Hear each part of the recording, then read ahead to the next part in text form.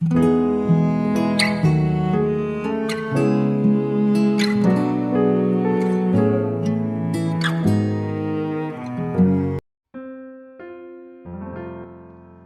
saudara yang dikasihi Tuhan Yesus.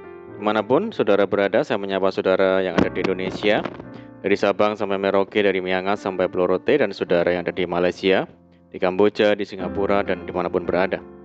Senang sekali berjumpa kembali menjumpai saudara semua. Saya percaya kita semua tetap di dalam kasih dan penyertaan Tuhan kita Yesus Kristus. Selamat datang kembali di channel Pokok Anggur bersama saya Yosia Krispianto. Mari saudaraku, sebelum kita bersama-sama merenungkan firman Tuhan, mari kita bersatu di dalam doa. Bapa di surga, Bapa yang baik, Bapa di dalam nama Tuhan Yesus, kami bersyukur buat segala kebaikan Tuhan hari ini. Terima kasih buat penyertaan-Mu yang sempurna bagi kami ya Tuhan. Dan saatnya kami rindu untuk merenungkan firman-Mu. Ajar kami ya Tuhan untuk mengerti dan memahami segala kehendak Tuhan bagi kami.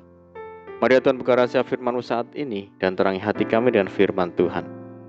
Terima kasih Tuhan, ini doa kami hanya di dalam nama Tuhan Yesus Kristus kami berdoa. Amin. Baik saudara, kita akan membaca di dalam Ulangan 11 ayat yang ke-18. Kamu harus menaruh perkataanku ini dalam hatimu dan dalam jiwamu. Kamu harus mengikatkannya sebagai tanda pada tanganmu, dan haruslah itu menjadi lambang di dahimu. Puji Tuhan. Saudaraku, tidak sedikit orang menginginkan berkat Tuhan dan mengalami perkara-perkara besar dari Tuhan, tetapi mereka sendiri tidak mau membayar harga dalam hidupnya. Mereka tidak mau taat melakukan kehendak Tuhan, tapi menginginkan berkat Tuhan. Bagaimana bisa, saudara?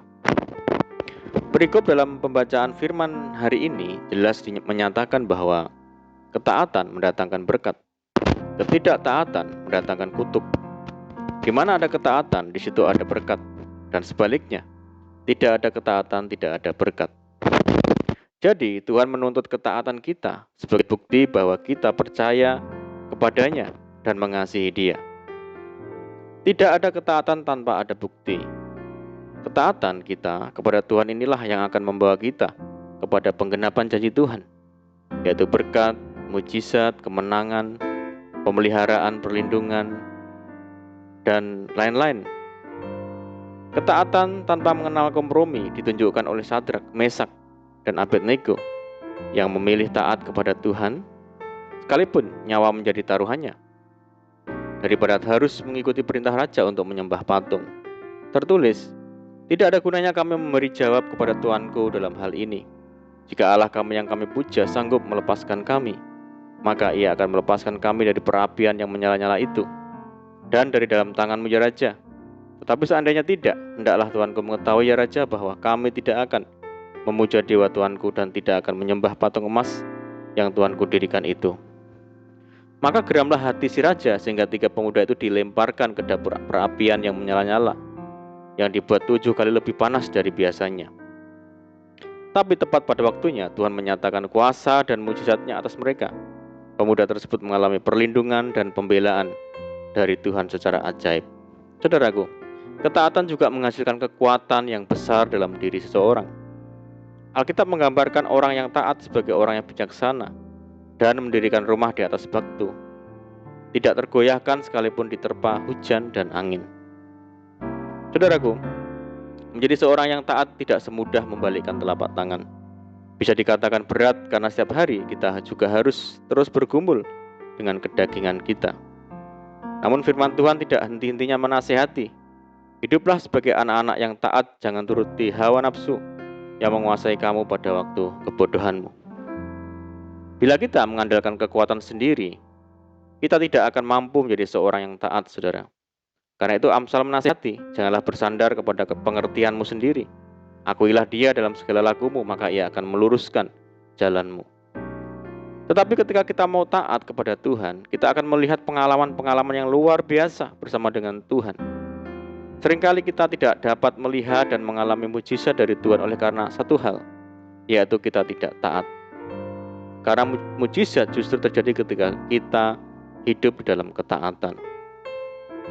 Adalah baik bila kita didoakan dan ditumpangi tangan oleh hamba Tuhan ketika sedang sakit, lemah, dan dalam pergumulan yang berat.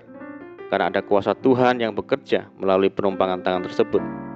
Namun Sadrak, Mesak, dan Abednego mengalami mujizat yang luar biasa bukan karena penumpangan tangan seorang hamba Tuhan. Perkara ajaib dan dahsyat terjadi bagi mereka ketika mereka hidup di dalam ketaatan. Juga Daniel yang dimasukkan ke dalam gua singa.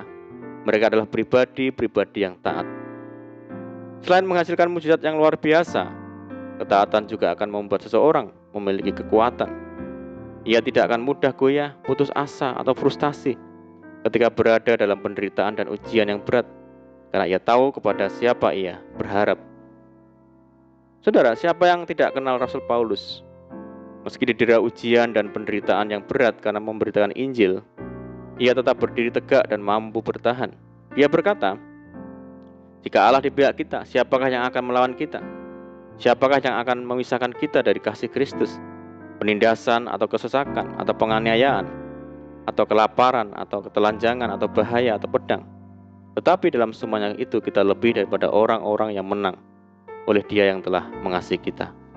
Saudaraku, mari saat ini kita tekadkan hati kita untuk hidup di dalam ketaatan kepada Tuhan, karena di balik ketaatan kita ada berkat yang besar yang menanti kita. Amin. Puji Tuhan, mari kita berdoa. Bapa di surga, Bapa yang baik, Bapa di dalam nama Tuhan Yesus, terima kasih Tuhan buat firman-Mu. Tuhan, ajar kami untuk senantiasa hidup taat kepada Tuhan, sehingga kami hidup dalam berkat-berkat Tuhan senantiasa. Mampukan kami ya Tuhan untuk melakukan firman-Mu dengan setia. Terima kasih Tuhan. Saat ini kami berdoa bagi saudara kami semua yang mendengar program ini, yang di Indonesia, dari Sabang sampai Merauke, di Malaysia, dan dimanapun berada, yang sakit, Tuhan sembuhkan di dalam nama Tuhan Yesus. Jamah dengan kuasa bilur-Mu di dalam nama Tuhan Yesus. Yang hidup dalam tekanan, kesulitan, persoalan, mari Tuhan tolong mereka berkati dan pulihkan kehidupan mereka. Tuhan memberkati mereka di dalam rumah tangga, pekerjaan, bisnis, pendidikan, dan apapun yang dikerjakan. Berdoa bagi saudara kami yang hidup dalam ikatan dan belenggu dosa, mari Tuhan lepaskan di dalam nama Tuhan Yesus. Berdoa bagi bangsa kami Indonesia saat ini menghadapi pandemi, mari Tuhan berikan belas kasihan Tuhan bagi bangsa kami. Pulihkan bangsa kami dan kerinduan kami, mohon belas kasihan Tuhan. Kiranya pandemi global ini segera berakhir, sehingga kami boleh kembali lagi hidup secara normal. Terima kasih Tuhan. Ini doa kami. Kami percaya Tuhan mendengar seruan doa kami hanya di dalam nama Tuhan Yesus Kristus kami berdoa. Amin. Puji Tuhan saudaraku, kita sudah berdoa. Saya percaya saat ini kita dikuatkan dan diberkati. Mari kita tetap semangat di dalam Tuhan. Jangan berputus asa, tetap berdoa, bersuka cita senantiasa, sebab dalam Tuhan kita sanggup melakukan segala perkara. Selamat malam dan selamat beristirahat. Doa saya menyertai saudara semua. Tuhan Yesus memberkati. Haleluya.